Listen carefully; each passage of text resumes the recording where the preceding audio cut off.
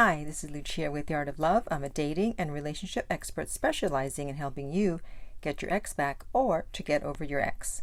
Today, I want to talk about the signs that your ex is emotionally immature.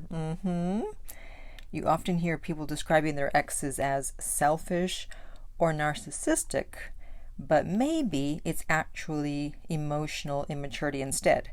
And you may spot yourself in some of these signs, especially if you're under 25. That's why relationships in that age group always have so much drama, because most people under 25 don't have a lot of emotional intelligence. But before I give you the signs, I want to, of course, welcome back my no contact army, my beautiful no contact army. Have you been a good little soldier and downloaded my app Silencio? Well, if you haven't, and you have an iPhone, the link is below every single video. And if you too would like to join the No Contact Army, all you have to do is hit the subscribe button and the bell notification, and you're in. And to read our manual, go to nocontactsecrets.com, where you can read 2 free chapters before purchasing the book. So before I give you the signs of emotional immaturity, we need to define what it is.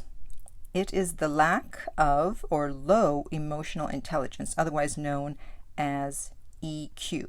And when someone is emotionally immature, they have a low EQ, even though they may have a high IQ. The two do not go hand in hand.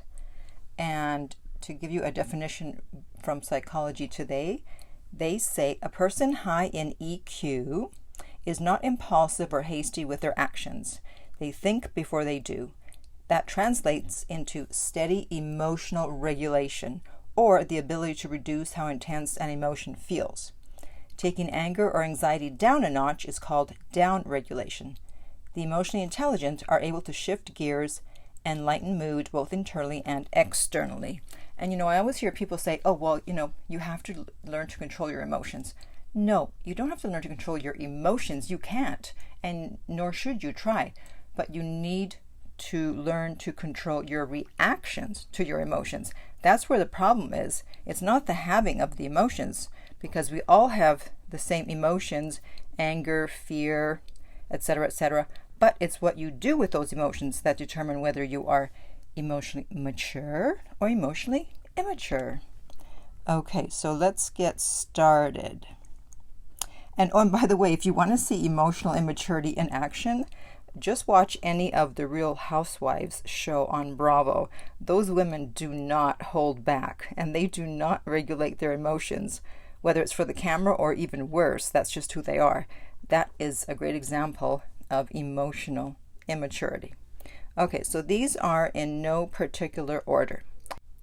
The first one is that they won't admit mistakes and they won't apologize for them. So people who are emotionally immature have a hard time admitting they made a mistake and an even harder time apologizing. And if you do get an apology at all, it's the kind that avoids responsibility and makes their behavior somehow someone else's fault. So they'll say something like, well, I'm sorry you feel that way. That's not an apology. Whereas someone who's emotionally mature is quick to apologize and gives a sincere apology.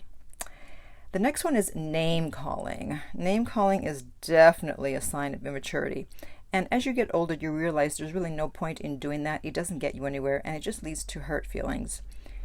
It's childish, and it really reflects badly on the person doing the name calling.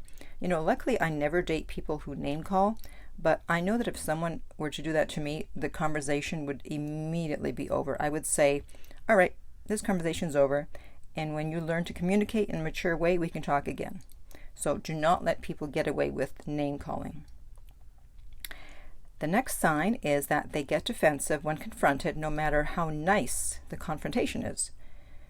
So they immediately get defensive, and they may try to direct the blame to you or to find a way to shift the attention away from their feelings of humiliation or rejection.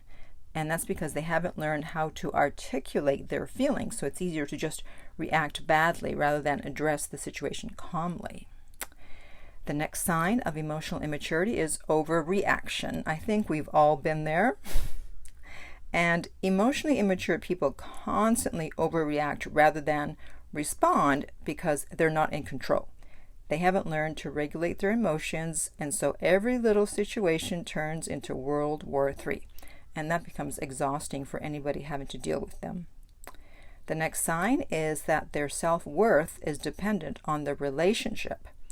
So someone who's emotionally immature constantly takes the temperature of the relationship and judges their self-worth accordingly. So if their partner's in a bad mood, it's going to wreck their own mood and make them feel less than. They assume everything that happens says something about their value and their worth. Next, they take everything personally. And we've probably all met someone like this, and it's exhausting because you constantly have to tiptoe around them because they assume that every action and reaction is a direct response to them, and they don't consider the fact that maybe it has nothing to do with them, but something that the other person is going through. The next sign is that they demand attention, and this usually applies more to women than men. And no, I'm not being sexist. I've discussed in a previous video the biological reason why women need attention. So someone who's emotionally immature will demand attention rather than ask for it.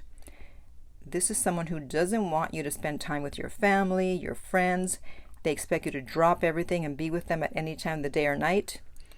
And with women, if their verbal demands fail, they'll switch to other ways of getting attention by their appearance or their behavior. And this is when we start to see the sexy photos pop up on Instagram after a fight or a breakup. Guys don't really tend to do that. They may, but usually not. Okay, the next sign is they don't compromise. So emotionally immature people think that sacrifices should be made to accommodate them instead of it being reciprocal. They have this my way or the highway attitude that often ruins relationships and friendships. And then the last one is they show their feelings instead of talking about them. So that means that they're not good at communicating their feelings, and instead the feelings come out in the form of passive-aggressive communication, the silent treatment, slamming doors, heavy sighs, glares across the room. And this can get annoying because you have to try to figure out what's wrong, but if you actually ask, they're not going to tell you. So to recap, they won't admit mistakes and they won't apologize for them. Name calling. They get defensive when confronted, no matter how nice the confrontation is. Overreaction. Their self-worth is dependent on the relationship. They take everything personally. They demand attention. They don't compromise. They show their feelings instead of talking about them. And that's it. That was the last one. So how many of these signs did you see in your ex?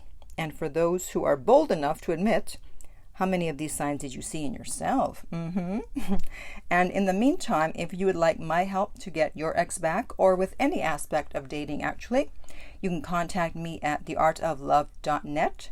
The direct link is below and we will send you the rates. If you're listening to this as a podcast, please rate and review. And finally, remember that love inspires, empowers, uplifts, and enlightens.